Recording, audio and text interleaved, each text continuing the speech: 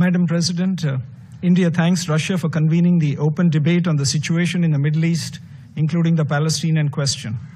I also thank the briefer for her remarks. Today's open debate comes in the backdrop of the Gaza Peace Summit at Sharm el-Sheikh on 13th October 2025. India participated in the summit and we welcome the signing of the landmark peace agreement. It is India's hope that the positive diplomatic momentum that has been generated would lead to lasting peace in the region. At this juncture, India would also like to place on record its appreciation for the United States and especially President Donald Trump for playing an instrumental role in forging the agreement.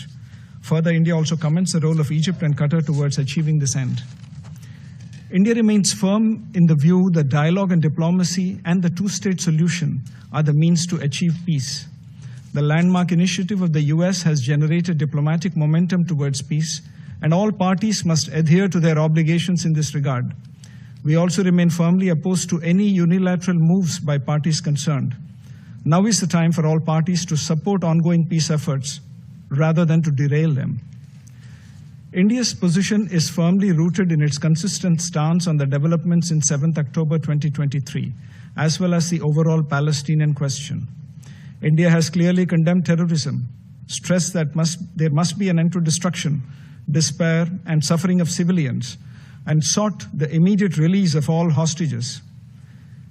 It held that humanitarian assistance, particularly food, fuel, and other necessities, must flow into Gaza in an unimpeded manner and emphasized the need for a ceasefire. India envisions the peace agreement as an enabler and a catalyst in this regard.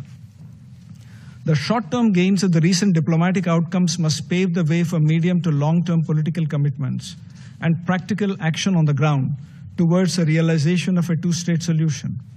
As India underscores its unwavering support to the inalienable rights of the Palestinian people to self-determination, national independence, and sovereignty, the high-level conference on the implementation of the two-state solution in the UN on 22nd September 2025 underlined the way forward. The two-state solution is the only pragmatic path. Since India's recognition of the state of Palestine in 1988, India has consistently advocated certain critical parameters: a sovereign, independent, viable state of Palestine, living side by side in peace and security with Israel within secure and recognized borders. Another central element is economic prospects and viability of a Palestinian state. Aid is essential in the short term for rehabilitation and reconstruction. Palestinian people cannot rebuild their lives without the support of the international community. India has been active on this front.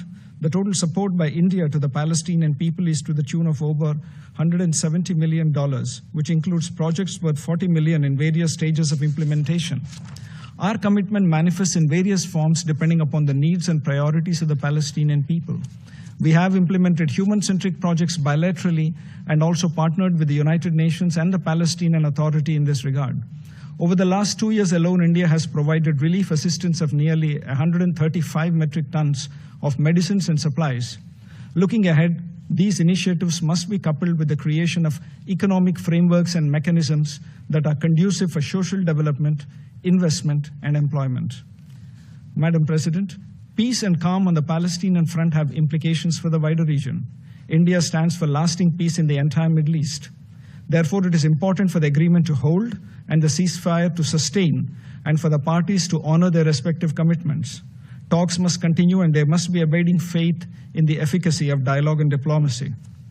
On ongoing developments in Syria, humanitarian challenges are an important dimension, and it is important to address these on priority. India's commitment in this regard is also manifested in its supply of 5 metric tons of essential medicines to the friendly people of Syria as recently as July this year. Politically, India continues to stress a Syrian-led and Syrian-owned political process. While taking positive note of progressive normalization of Syria's relations with its Arab neighbors, India also pledges its support to the regional efforts towards finding a long-term solution in Syria. Indian troops in Andof remain steadfast in executing their mandate even during extreme challenges experienced during the recent conflict, including the supreme sacrifice by Acting Force Commander Brigadier General Amitabh Jha in December 2024. India is the third largest contributor to this mission. As the second largest contributor to UNIFIL, India reiterates the importance of the safety and security of peacekeepers of this mission. At a broader level, peacekeepers serve a very critical function of the UN, and they cannot become casualties of conflicts and escalations. India remains hopeful that the Lebanese armed forces would be equipped to discharge the entire spectrum of its responsibilities once the UNIFIL sunset clause becomes operational towards the end of 2026. The humanitarian situation in Yemen is an area of concern.